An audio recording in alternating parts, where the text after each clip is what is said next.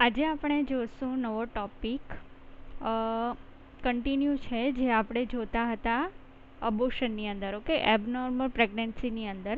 તો એની અંદર નવો ટોપિક શું છે કે હાઇપર એમેસિસ ગ્રેવિડ્રમ. તો એ શું છે એનો અર્થ જોઈએ. પ્રેગ્નન્સીના શરૂઆતના તબક્કા મોર્નિંગ સિકનેસ કોમન બાબત છે, પરંતુ જો ગ્રેવિડા વધારે પ્રમાણમાં વોમિટ કરતી હોય તો તેને હાઇપર એમેસિસ ગ્રેવિડ્રમ કહેવાય છે. ઓકે, કે પ્રેગ્નન્સીમાં શરૂઆતમાં શું થાય છે કે મોર્નિંગમાં એને મોર્નિંગ સિકનેસ એટલે વોમિટિંગ થાય છે, તો એ નોર્મલ જ કહેવાય છે. પરંતુ નોર્મલ કરતાં જો એને વધારે પ્રમાણમાં વોમિટિંગ આવતી હોય તો એને શું કહેવાય છે? હાઇપર એમેસિસ ગ્રેવિડ્રમ. ઓકે, હાઇપર એમેસિસ એટલે વધારે પડતી વોમિટિંગ અને ગ્રેવિડ્રમ એટલે પ્રેગ્નન્ટ વુમન કરે એ. તો તેનું ચોક્કસ કારણ જ્ઞાન નથી, પરંતુ સાયકોલોજીકલ રીઝન હોઈ શકે છે. ડૉક્ટરની એડવાઇસ જરૂરી છે કે એનું કોઈ ચોક્કસ કારણ તો હજી મળ્યું નથી, પરંતુ એનું સાયકોલોજીકલ કારણ હોઈ શકે. એટલે માનસિક રીતે એને કોઈ ટેન્શન હોય, તણાવ હોય, એને ડર લાગતો હોય વધારે પડતું, તો એના કારણે આવું થઈ શકે છે અને ડૉક્ટરની એડવાઇસ લેવી જરૂરી છે જો એને વધારે પડતી વોમિટિંગ થાય તો. નેક્સ્ટ છે acute yellow atrophy of the liver, કે ગર્ભાવસ્થા દરમિયાન કમળો થાય છે. ચોક્કસ કારણ જ્ઞાન નથી, પરંતુ ઘણા ઓછા કિસ્સાઓમાં જોવા મળે છે કે એને ગર્ભાવસ્થા દરમિયાન કમળો થઈ જાય છે. એને કહેવાય છે yellow atrophy of the liver, કે જે લીવર હોય છે આપણું યકૃત હોય છે, તો એની અંદર વધારે પડતું યલોઇશ પ્રમાણ જોવા મળે છે જે કમળામાં ફેરવાય છે. તો એના કિસ્સાઓ જે છે તે બહુ ઓછા જોવા મળે છે, ઓછા કેસીસ હોય છે આવા. એની અંદર સાઇન અને સિમ્ટમ્સ શું જોવા મળે છે? લક્ષણો. તો એમાં ગ્રેવિડ્રમને શું થાય છે? વોમિટિંગ થાય છે, હેડેક માથું દુખે છે, એપિગેસ્ટ્રિક પેઇન એટલે પેટના ઉપરના ભાગમાં દુખાવો થાય છે, જોન્ડિસ એટલે કમળો, પાયરેક્સિયા એટલે ફીવર તાવ આવે છે, અને ડ્રાઉઝીનેસ ચક્કર આવી બેભાન અવસ્થા, કે ચક્કર આવે ને બેભાન થઈ જાય, તો આ જોવા મળે છે. ટ્રીટમેન્ટ શું કરવાની છે કે ઓબ્સ્ટેટ્રિશિયનની સલાહ મુજબ ટ્રીટમેન્ટ આપવી. પ્રેગ્નન્સી ટર્મિનેટ પણ કરાવવી પડતી હોય છે, કે જો આવું થાય, કમળો થઈ જાય ને વધારે પડતી એમને પ્રોબ્લેમ થતી હોય તો શું કરવાનું છે કે ડૉક્ટરની સલાહ લેવાની છે. અને ટ્રીટમેન્ટમાં કદાચ એવું પણ થાય કે અબોર્શન કરાવવું પડે, ટર્મિનેટ એટલે અબોર્શન, તો અબોર્શન પણ કરાવવું પડે છે. નેક્સ્ટ છે પ્રી એક્લેમ્પ્સિયા. તો એ શું છે? આ કન્ડિશનનું ચોક્કસ કારણ કોઝ નથી, કે એનું ચોક્કસ કારણ કે કોઝ તો મળ્યો નથી. બ્લડ વેસલ્સમાં સ્પાઝમ એટલે સોજો આવી જાય છે. જે આપણી બ્લડ વેસલ્સ હોય છે, રક્તવાહિની, એની અંદર શું આવે છે? સોજો આવી જાય છે, જે 28મા વીક બાદ બને છે અને મલ્ટી કરતાં પ્રાઇમી કેસમાં વધારે કોમન હોય છે. કે 28 વીક થઈ જાય પ્રેગ્નન્સીના મધરના, તો ત્યારે આ જોવા મળે છે કે એની બ્લડ વેસલ્સ છે, રક્તવાહિની, તો એમાં સોજો આવી જાય છે. મલ્ટી કરતાં પ્રાઇમીમાં જે પહેલીવાર પ્રેગ્નન્ટ થયા હોય એમને આ જોવા વધારે મળે છે. બ્લડમાં ક્ષાર એટલે કે સોલ્ટ અને વોટર જમા રહેવાને કારણે હાઇપરટેન્શન રહે છે, જે કિડની અને લીવરને નુકસાન કરી શકે છે. કે પ્રી એક્લેમ્પ્સિયાની અંદર શું થાય છે કે એનું બ્લડ હોય છે, તો એ બ્લડની અંદર સોલ્ટ એટલે મીઠું, ક્ષારનું પ્રમાણ અને પાણીનું પ્રમાણ વધી જાય છે, જેના કારણે શું થાય છે? હાઇપરટેન્શન એટલે એમનું બીપી વધી જાય છે.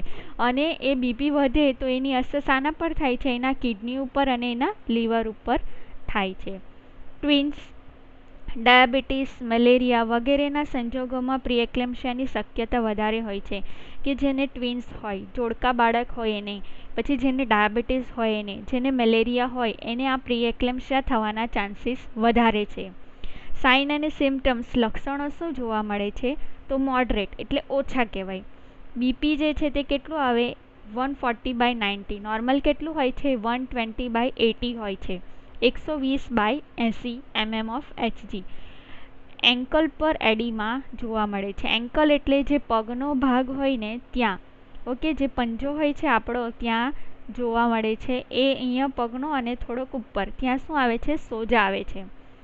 2 વીકમાં 1 થી 3 kg જેટલું વેટ ગેઇન થાય છે, કે 2 જ અઠવાડિયાની અંદર 1 થી 3 કિલો વજન એનું વધી જાય છે. પ્રોટીન યુરિયા, કે યુરિનની અંદર, યુરિન પાસ કરે એની અંદર પ્રોટીનનું પ્રમાણ વધી જાય છે. તો આ થઈ ગયા મોડરેટ લક્ષણો, એટલે થોડા ઓછા જોવા મળતા હોય, ને સિવિયર એટલે વધારે પડતા, તો બીપી. તો સિવિયર એટલે જેને વધારે હોય એને શું થાય, તો એનું બીપી જે છે તે 160/110 કે 160/110 એટલે બહુ વધારે પડતું બીપી કહેવાય. તો એટલે છે કે સિવિયરની અંદર આવું થાય. પછી હેન્ડ અને ફેસ ઉપર એડીમા, હાથ ઉપર અને મોં ઉપર પણ એને એડીમા જોવા મળે છે, એટલે સોજા આવી જાય છે. નેક્સ્ટ છે પ્રોટીન યુરિયા, કે એમાં પણ પ્રોટીન યુરિયા જોવા મળે છે, યુરિનની અંદર પ્રોટીન જોવા મળે છે. હેડેક અને એપિગેસ્ટ્રિક પેઇન વધે છે, કે માથું દુખે છે અને પેટમાં દુખાવો થાય છે. જો યોગ્ય ટ્રીટમેન્ટ કરવામાં ન આવે તો એક્સિડેન્ટલ હેમરેજ એટલે એન્ટીપાર્ટમ હેમરેજ, કન્ટિન્યુ પ્રેગ્નન્સી હોય ત્યારે જ બ્લીડિંગ થવા લાગે એને એન્ટીપાર્ટમ હેમરેજ અથવા તો એક્સિડેન્ટલ હેમરેજ કહેવાય છે. પરમનન્ટ હાઇપરટેન્શન, હંમેશ માટે એનું બીપી વધતું રહે, અથવા તો એક્લેમ્શિયા. ઓકે, એક્લેમ્શિયા એટલે શું થાય છે, એને ખેંચ આવે છે. પ્રીમેચ્યોર બર્થ, કે બાળકનો જન્મ જલ્દી થઈ જાય છે. ઇન્ટ્રાયુટેરાઇન ડેથ, સ્ટીલ બર્થ, જન્મતા જ બાળકની ડેથ થઈ જાય છે. નિયોનેટલ ડેથ, જન્મ થયા બાદ એની મૃત્યુ થઈ જાય છે. તો આ ટ્રીટમેન્ટ ન કરવામાં આવે પ્રી એક્લેમ્શિયાની તો આ કન્ડિશન આવી શકે છે. નેક્સ્ટ છે એક્લેમ્શિયા. પ્રી એક્લેમ્શિયામાં બરાબર ધ્યાન આપવામાં ન આવે તો એને ફીટ આવે છે, એટલે કે આંચકી આવે છે, ખેંચ આવે છે, અથવા તો કોમા એટલે અચોક્કસ સમય બેભાન અવસ્થાની સ્થિતિ સર્જાય છે, એટલે બેભાન થઈ જાય છે. નેક્સ્ટ છે મલ્ટિપલ પ્રેગ્નન્સી એન્ડ મેનેજમેન્ટ, કે મલ્ટિપલ પ્રેગ્નન્સી એટલે એક કરતાં વધારે બાળક હોય એ, અને એનું મેનેજમેન્ટ. યુટેરસમાં એક કરતાં વધારે ફિટસ હોય ત્યારે મલ્ટિપલ પ્રેગ્નન્સી શબ્દ વપરાય છે. મેં કીધું એમ જ કે યુટેરસની અંદર બાળકની સંખ્યા એટલે ફિટસ કહેવાય છે, જ્યારે યુટેરસમાં હોય છે ત્યારે એક કરતાં વધારે હોય ત્યારે. દર 100 પ્રેગ્નન્સીમાં એક ટ્વિન્સ, દર 8000 થી 9000 પ્રેગ્નન્સીમાં 1 ટ્રિપલેટ, ટ્રિપલેટ એટલે 3, 70,000 પ્રેગ્નન્સીમાં એક કેસ ક્વાડ્રિપ્લેટ્સ એટલે 4 બાળકોના કેસ જોવા મળે છે. ટ્વિન્સના 2 પ્રકાર હોય છે, કે એના 2 પ્રકાર હોય છે, મોનોઝાયગોટ ટ્વિન્સ અને ડાયઝાયગોટ. તો મોનોઝાયગોટ ટ્વિન્સ એટલે શું, એક ઓવમ અને એક સ્પર્મેટોઝ દ્વારા ફલિત થયા બાદ 2 ભાગમાં વહેંચાય છે, કે ઓવમ અને સ્પર્મ કેટલું હોય છે, એક હોય છે, બંને ફલિત થાય છે અને પછી એમાંથી ભાગ પડે છે, તો એને કહેવાય મોનોઝાયગોટ, કે એક જ ઓવમ છે અને એક જ સ્પર્મ છે. મોનોઝાયગોટિક ટ્વિન્સ બંનેની સેક્સ સેમ હોય છે, કે મોનોઝાયગોટિક ટ્વિન્સ હોય છે ને તો એની સેક્સ સેમ હોય છે, એટલે કે બંને કાં તો બાળક બોય હોય છે કાં તો પછી ગર્લ હોય છે, બંને એક જ પ્લેસેન્ટા દ્વારા ન્યુટ્રિશન મળે છે, કે જે પ્લેસેન્ટા હોય છે અમ્બેલિકલ કોર્ડ સાથે જોડાયેલું પ્લેસેન્ટા, તો એ પ્લેસેન્ટા પણ એક જ હોય છે. મોનો એટલે એક થાય છે. બંને બાળકો ફિઝિકલ અને મેન્ટલ દ્રષ્ટિએ આઇડેન્ટિકલ એટલે એક સરખા હોય છે, ફિઝિકલી એટલે દેખાવમાં બી અને મેન્ટલી પણ કેવા હોય છે, એક સરખા હોય છે.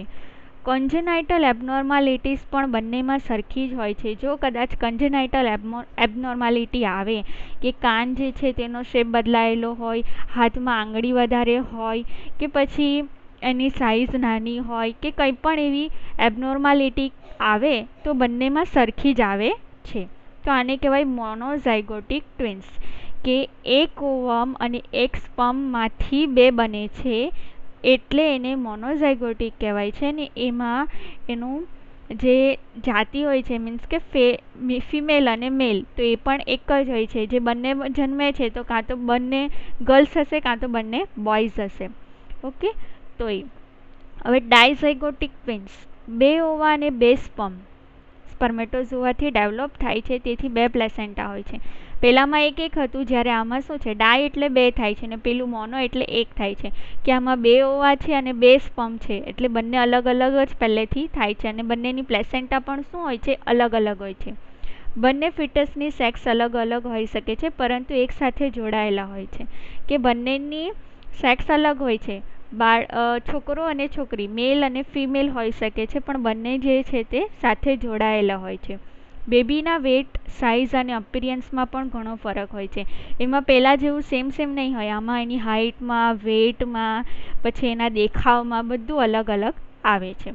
તો આ થઈ ગયા ટ્વિન્સના પ્રકાર. ડાયગ્નોસિસ. પ્રાઇમરી ગ્રેવિડામાં ટ્વિન્સનું ડાયગ્નોસિસ અઘરું હોય છે. જે પહેલીવાર પ્રેગ્નન્ટ હોય એને ડાયગ્નોસિસ એટલે નિરીક્ષણ કરવું અઘરું થઈ જાય છે. ઇન્સ્પેક્શન, પાલ્પિટેશન, ઓસ્કલ્ટેશનની ટેકનિકથી ત્યાં એક્સરે અને અલ્ટ્રાસોનોગ્રાફીથી જાણી શકાય છે કે ઇન્સ્પેક્શન એટલે જોઈને, પાલ્પેશન એટલે દબાવીને, ઓસ્કલ્ટેશન એટલે સ્ટેથોસ્કોપથી લઈને. જો એ ટેકનિકથી આપણે નહીં જાણી શકીએ તો એક્સરે કરાવવાનું હોય છે અથવા તો સોનોગ્રાફી કરાવવાની હોય છે, જેનાથી આપણને ખબર પડે કે ટ્વિન્સ છે કે પછી સિંગલ છે કે પછી ટ્રિપલેટ છે. Effect of twins on pregnancy and labour. કે ટ્વિન્સની ઇફેક્ટ સગર્ભાવસ્થામાં અને પ્રસૂતિમાં શું અસર કરે છે. તો વોમિટિંગ, હાર્ટબર્ન અને કોન્સ્ટિપેશન જેવા મેજર ડિસઓર્ડરનું પ્રમાણ રહે છે. કે માતાને વોમિટિંગ વધારે થાય, હાર્ટબર્ન એટલે છાતીમાં દુખાવો થાય, કોન્સ્ટિપેશન એટલે કબજિયાત થાય. આયર્નની ડિમાન્ડ વધારવાને કારણે મધર વધારે એનેમિક રહે છે. કે હવે 2 બાળક હોય, 3 બાળક હોય તો એ બાળકમાં માતાનું ન્યુટ્રિશન જાય છે એટલે આયર્નનું પ્રમાણ માતાને વધારે જરૂર પડે છે. એના કારણે માતા શું થઈ જાય છે, એનેમિક થઈ જાય છે, એટલે એના શરીરમાંથી ઓછું થવા લાગે છે. પ્રી એક્લેમ્પશિયાની શક્યતા વધારે રહે છે. જે આપણે જોયું એબીપી વધી જાય, સોજા આવી જાય. યુટેરસની વધારે સાઇઝ અને વેટના કારણે એન્કલ પર એડીમા જોવા મળે છે. વેરિકોસિસ વેન એટલે વેન ફૂલેલી જોવા મળે છે અને ડિસએપ્નિયા જણાય છે. યુટેરસની સાઇઝ વધે. હવે ટ્વિન્સ હોય, ટ્રિપલેટ્સ હોય તો એની સાઇઝ તો વધવાની છે, એનું વજન પણ વધશે. એના કારણે એના પગમાં સોજા આવશે. વેરિકોસિસ વેન એટલે પગમાં જે વેન આવેલી છે, શીરા આવેલી છે, ધમની શીરા હોય ને તેમાંની જે શીરા હોય છે ત્યાં સોજા આવી જાય છે અને શ્વાસ લેવામાં તકલીફ થાય છે, જેને ડિસએપ્નિયા કહેવાય છે. પ્રીમેચ્યોર લેબર કે જલ્દી ડિલિવરી થઈ જાય છે. ફૂલ ટર્મ પણ સ્મોલ બેબીઝ કે ફૂલ ટર્મ ડિલિવરી તો થાય છે કે 9 મહિને ડિલિવરી તો થાય છે પણ બેબીઝ કેવા આવે છે, નાના આવે છે, એવું થઈ શકે. પીપીએચની શક્યતા વધારે રહે છે. પોસ્ટપાર્ટમ હેમરેજ ડિલિવરી પછી એને વધારે પડતું બ્લીડિંગ થાય. નેક્સ્ટ છે મેનેજમેન્ટ. કે મલ્ટિપલ પ્રેગ્નન્સી હોય તે ટાઈમે મેનેજમેન્ટ કેવી રીતે કરી શકાય છે. આ પ્રકારની પ્રેગ્નન્સીને હાઈ રિસ્ક પ્રેગ્નન્સી કહેવાય છે કે હાઈ રિસ્કની અંદર આવી જાય છે. પ્રી એક્લેમ્પશિયાના સ્કોપ વધારે હોવાથી કે જો મલ્ટિપલ પ્રેગ્નન્સી હશે તો પ્રી એક્લેમ્પશિયા એ મધરને થઈ શકે છે એટલા માટે. તેથી અહીં નોર્મલ કરતાં વધારે સુપરવિઝનની જરૂર છે. કે નોર્મલી જે આપણે દેખરેખ રાખીએ છીએ એના કરતાં વધારે અહીંયા સુપરવિઝન કરવું જરૂરી છે. ન્યુટ્રિશન ડાયટ બાબત યોગ્ય સલાહ આપવી, જેમાં આયર્ન, કેલ્શિયમ અને પૂરતા પ્રમાણમાં પ્રોટીન લેવાય તે ખાસ જોવું. કે એના ડાયટમાં એને ખાવામાં શું ધ્યાન રાખવું, તો પ્રોટીન, વિટામિન, આયર્ન જેમાંથી વધારે મળે છે તે લેવા માટે સલાહ આપવી. આયર્ન, પ્રોટીન અને વિટામિન સપ્લિમેન્ટ ટેબ્લેટ અથવા તો પાવડર ફોર્મમાં આપી શકાય છે. કે ખાવાનું તો આપવાનું જ, પણ જો વધારે પડતી જરૂર હોય તો એને ટેબ્લેટ આપવી અને પાવડર આપવું છે દૂધની અંદર અથવા તો પાણીની અંદર ભેળવીને પી શકાય છે. સૂતી વખતે યોગ્ય રીતે પિલ્લોનો ઉપયોગ કરવો અથવા તો બેલ્ટ દ્વારા યોગ્ય રીતે સપોર્ટ કરી વધારે મોટા યુટેરસના કારણે ડિસ્કમ્ફર્ટ નિવારી શકાય છે. કે હવે એનું યુટેરસ જે છે તે વધારે પડતું મોટું હોય છે તો એને બેલ્ટ બાંધીને એને કમ્ફર્ટેબલ રહે એ રીતે સૂઈ શકે છે અને પિલ્લો જે છે એટલે ઓસીકું છે તો એ બી એને કમ્ફર્ટેબલ હોય એ રીતે રાખીને એ સૂઈ શકે છે.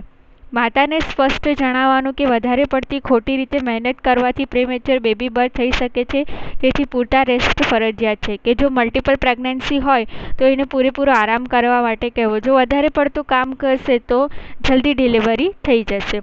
લેબર મેનેજમેન્ટ વખતે પ્રીમેચ્યોર બેબીને આવકારવા માટે ઇન્ક્યુબેટર વગેરેની તૈયારી રાખવી. કે જ્યારે લેબર મેનેજમેન્ટ થાય એટલે ડિલિવરી વખતે જ મેનેજમેન્ટ કરવાનું હોય છે. તો 2 બાળક થાય છે એટલે એના ઇન્ક્યુબેટર જે હોય છે મશીન, તો એ બંને તૈયાર રાખવા. તદુપરાંત પીપીએચ અને શોકની સંભાવના પણ રહેલી છે તે મુજબની તૈયારી રાખવી. કે મધરનું બીપી ઓછું થઈ જાય છે, પછી એના શરીરમાંથી ગ્લુકોઝ ઓછું થઈ જાય છે તો એની તૈયારી રાખવી. અને પીપીએચ એટલે એને વધારે પડતું બ્લીડિંગ થવાની શક્યતા પણ રહે છે તો એની પણ તૈયારી રાખવી.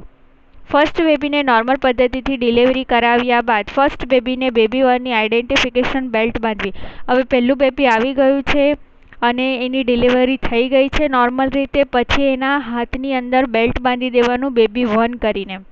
કોર્ડ ક્લેમ્પ કરી મધરને ક્લીન કરવી, કે કોર્ડ ક્લેમ્પ કરી દેવાનું, પછી મધરને ક્લીન કરવાનું. ત્યારબાદ 5 થી 10 મિનિટ બાદ ઇન્ટરવલમાં ફરી યુટેરસ કોન્ટ્રેક્શન થઈને સેકન્ડ બેબીને 3 થી 4 કોન્ટ્રેક્શનમાં બહાર આવવું જોઈએ. કે હવે પહેલું બેબી આવી જાય છે, એની અમ્બેલિકલ કોર્ડ ગર્ભનાળ કટ થઈ જાય છે, મધરને ક્લીન કરી દેવાનું છે એનો એરિયા.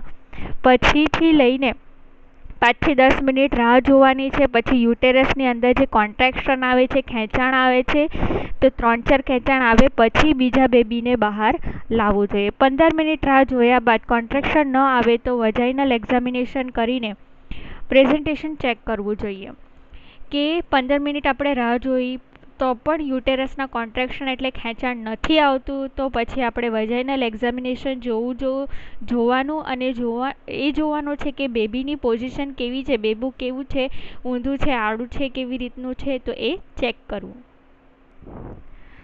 મેમ્બ્રેન આર્ટિફિશિયલી રપ્ચર કરીને ડિલિવરી કરાવી, કે એની મેમ્બ્રેન જે છે તે આર્ટિફિશિયલ રપ્ચર કરવાની અને એટલે કટ કરવાની કાતરથી, સીઝરથી કે બ્લેડથી, અને પછી એને ડિલિવરી કરાવવાની. સેકન્ડ બેબીને ટ્વિન્સ 2 આઇડેન્ટિફિકેશન બેલ્ટ બાંધવા, કે બેબી 1, બેબી 2, બેબી એવી રીતે 3 એવી રીતે એને બેલ્ટ બાંધવાનું. પરપેરિયમ એટલે પોસ્ટનેટલ પીરિયડમાં ટ્વિન્સની ખાસ કાળજી લેવી જોઈએ, કે પછી ડિલિવરી થઈ ગયા પછીના જે દિવસો હોય છે પરપેરિયમ કહેવાય છે, પોસ્ટનેટલ પીરિયડ કહેવાય છે. તો એમાં બેબીની ખાસ કાળજી લેવી અને માતાની પણ ખાસ કાળજી લેવી. કોમ્પ્લિકેશન ઓફ મલ્ટિપલ પ્રેગ્નન્સી, કે જો મલ્ટિપલ પ્રેગ્નન્સી હોય તો કઈ કઈ કોમ્પ્લિકેશન આવી શકે છે, કઈ પ્રોબ્લેમ આવી શકે છે. અબોર્શન થઈ જવાના ચાન્સીસ છે. પોલીહાઇડ્રોએમનિયોસ, કે વધારે પડતું એમનિયોટિક ફ્લુઇડ, જે બાળકની આજુબાજુ એમનિયોટિક ફ્લુઇડ હોય છે તો એ વધારે પડતું થઈ જાય છે. ફિટલ એબનોર્માલિટી, કે બાળકની અંદર ખોડખાં પણ આવી શકે છે. માલ પ્રેઝન્ટેશન, બાળકનું પોઝિશન બરાબર નહીં હોય. પ્રીમેચ્યોર રપ્ચર ઓફ મેમ્બ્રેન, કે ડિલિવરી થવાની હોય એના પહેલાં જે રપ્ચર મેમ્બ્રેન જે છે તે રપ્ચર થઈ જાય છે અને ફ્લુઇડ બહાર આવવા લાગે છે. કોડ પ્રોલેપ્સ, કે ગર્ભનાળ જે છે તે વીંટળાઈ જાય છે. પ્રોલોંગ લેબર, કે ડિલિવરીનો સમય લંબાઈ જાય છે. Locked twins, first baby breech અને second baby vertex. Locked twins એટલે એક ઊંધું અને એક સીધું એવી રીતે થઈ શકે. કોનજોઇન્ટ ટ્વિન્સ, બેબીના અમુક ઓર્ગન એકબીજા સાથે જોડાયેલા હોય અથવા તો બંને બેબીમાં એક જ ઓર્ગન હોય એવું થઈ શકે છે. કોનજોઇન્ટ એટલે શું, કે એનું માથું જોઈન્ટ હોય, પછી કમરનો ભાગ જોઈન્ટ હોય, હાથનો ભાગ જોઈન્ટ હોય ને એને કોનજોઇન્ટ કહેવાય. અથવા તો પછી એવું થઈ જાય કે બંનેમાં એક જ ઓર્ગન હોય એટલે બંનેનું એક જ માથું હોય એવું હોઈ શકે છે. સેકન્ડ બેબીના બર્થ પહેલાં પ્લેસેન્ટા બહાર આવી જાય, કે બીજું બેબી જે છે તે આવવાનું હોય એના પહેલાં જ પ્લેસેન્ટા બહાર આવી જાય છે, તો એ પછી રિટેન પ્લેસેન્ટા બહાર ન આવી અથવા તો પીપીએચ, કે પ્લેસેન્ટા બહાર આવી જોઈએ સમય પ્રમાણે, તો એ બહાર નથી આવતી ને અંદર જ રહી જાય છે. પછી પીપીએચ એટલે પોસ્ટપાર્ટમ હેમરેજ, વધારે પડતું માતાને બ્લીડિંગ થવા લાગે છે. અનડાયગ્નોઝ ટ્વિન્સ હોવાનું નિદાન ન થયેલ હોય, કે અત્યાર સુધી જે ચેકઅપ કરાવ્યું હોય ને એમાં એવું હોય કે એક જ બેબી છે પણ પછી પાછળથી એવું થાય કે ટ્વિન્સ નીકળે છે, તો એ અનડાયગ્નોઝ એટલે ચેક ન કર્યું હોય એવી કન્ડિશન પણ આવી શકે છે.